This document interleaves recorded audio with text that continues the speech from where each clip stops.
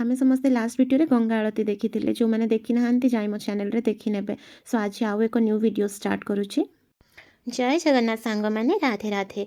काशी विश्वनाथ मंदिर जीवार थिला बोली राति कहार भी आखिरे निद नथिला। समस्ते राति 2टारू उठी 4टा सुधा रेडी हो जाते। 2टा ऑटो कर बाहरी पड़े गोटे ऑटो जेन्ट्स गोटे ऑटो लेडीज। राति न पाहुण भोर 4:30 सुधा आम जाए पहुँची जाइलु काशी विश्वनाथ टेम्पल 2 नंबर गेट्रे। एठारे 4टा गेट था। आपण मानक सेठारे पुलिस मानक पचारे कि जावाक पड़ो ना आम मानक भली आपण मैंने भी कन्फ्यूज हो आपण मानक कही दौर गेट ठारू मंदिर पर्यंत पाखापाखि 1.5 किलोमीटर गोटे कि 1.5 किलोमीटर बाट जोटा कि आम मानक लगी जाता अध घंटे 45 मिनट चल चल जावाई बहुत लंबा लाइन लगी था। सो दर्शन पे बहुत समय लगे से जिते सकाळु बाहरी पड़े से शीघ्र आप ठाकुर दर्शन करेंगे। पाखापाखि 1.5 किलोमीटर मंदिर गली चली चली आसी सका 6टार पहुँची गलु।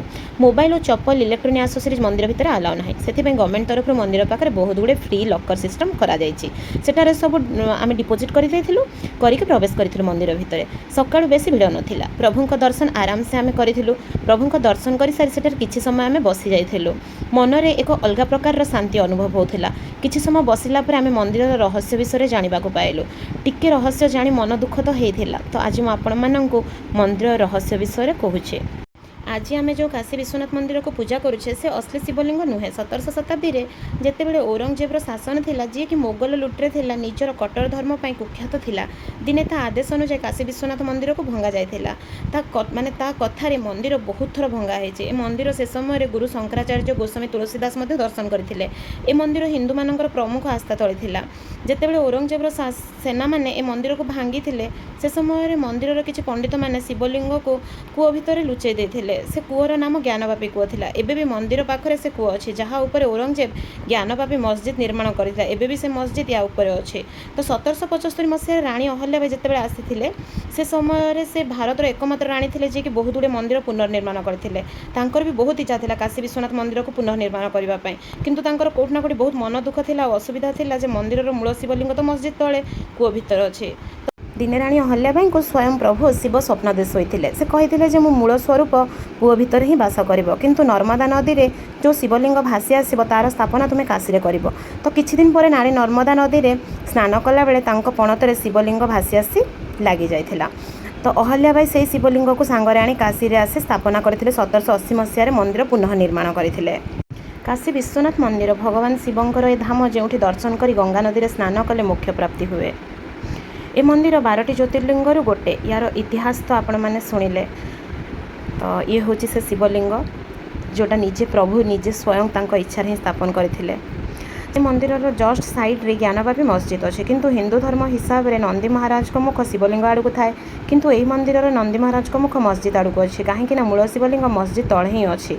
एमती अनेक रहस्य एठारे लुचि रही सब कहवा संभव नुह।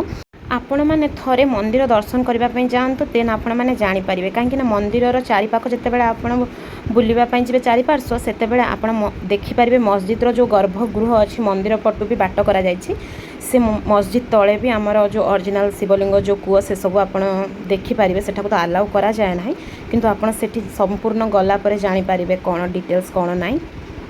तो ठीक मंदिर पाखे माँ पार्वती अन्नपूर्णा माँ रूप एठारे प्रतिष्ठित अच्छा। तो एठारे भी अन्नपूर्णा मंदिर भी बहुत अनेक रहस्य अच्छी। तो मु आपन को केबे संपूर्ण वीडियो मुझे आनिबी चेष्टा करी संपूर्ण इतिहास उपर गोटे वीडियो मु पोस्ट करे। तो विश्वनाथ मंदिर दर्शन करी आमे माँ दर्शन करी आमे बाहरी जाइतिलु काल भैरव मंदिर को। काशी विश्वनाथ मंदिर काल भैरव मंदिर पाखापाखि आपन को 3 ରୁ 4 किलोमीटर लगे।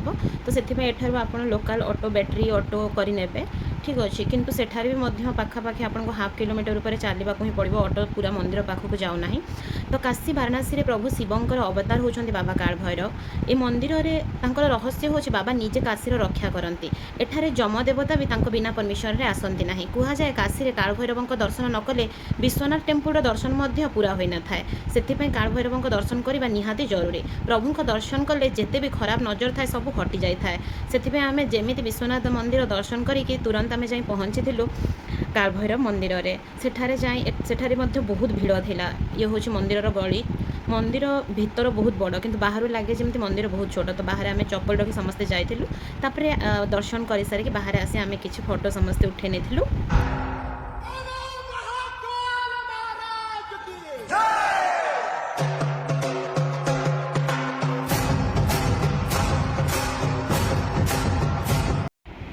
ସକାଳେ କାଶୀ ବିଶ୍ୱନାଥ ଟେମ୍ପଲ ମା ଅନ୍ନପୂର୍ଣ୍ଣା ଓ ବାବା କାଳଭୈରବଙ୍କ ଦର୍ଶନ କରି ଦିନବେଳା ଆମେ ଆଶ୍ରମରେ ବିଶ୍ରାମ କରିଥିଲୁ। ରାତି ପାଖାପାଖି 8ଟାରେ ଆଶ୍ରମରୁ ବାହାରି ଆମେ ଆସି ପହଞ୍ଚିଥିଲୁ ବାରାଣାସୀ ଷ୍ଟେସନରେ। ସେଠାରେ ଆସି ରାତି 11ଟା ଯାଏଁ ଆମେ ଅଯୋଧ୍ୟା ଅଭିମୁଖେ ଯାତ୍ରା କରୁଥିବା ଟ୍ରେନ୍ ପାଇଁ ଅପେକ୍ଷା କରିଥିଲୁ। ଟିକେଟ୍ ତ ଆମେ 2 ମାସ ପୂର୍ବରୁ କରିଦେଇଥିଲୁ। ମୁଁ ପୁରୁଣା ଭିଡ଼ିଓରେ ସବୁ ତୀର୍ଥଯାତ୍ରାର ଡିଟେଲ୍ସ ଅପଲୋଡ଼ କରିଛି। ତ ଯେଉଁମାନେ ଦେଖିନାହାନ୍ତି ଯାଇ ମୋ ପୁରୁଣା ଭିଡ଼ିଓ ସବୁତକ ଦେଖିନେବେ। ତ ଆମେ ସମସ୍ତେ କିଛି ସମୟ ବାରାଣାସୀ ଷ୍ଟେସନରେ ଅପେକ୍ଷା କରିଥିଲୁ। ଦେନ୍ ଅଯୋଧ୍ୟା ଟ୍ରେନ୍ ଆସିଲା ପରେ ଆମେ ଟ୍ରେନ୍ରେ ରାତି ଶୋଇପଡ଼ିଥିଲୁ। ପାଖାପାଖି ସକାଳ 6ଟାରେ ଆମେ ଯାଇ ପହଞ୍ଚି ଯାଇଥିଲୁ ଅଯୋଧ୍ୟା ଷ୍ଟେସନରେ ପ୍ରଭୁ ଶ୍ରୀରାମଙ୍କ ନଗରୀରେ। ସୋ ନେକ୍ସଟ ଭିଡ଼ିଓରେ ମୁଁ ଆପଣଙ୍କୁ ଅଯୋଧ୍ୟାର ସମ୍ପୂର୍ଣ୍ଣ ଭିଡ଼ିଓ ଅପଲୋଡ଼ କରିବି। ଯେଉଁମାନେ ମୋର ପୁରୁଣା ତୀର୍ଥଯାତ୍ରା ଭିଡ଼ିଓ ଦେଖିନାହାନ୍ତି ଯାଇ ଦେଖିନେବେ।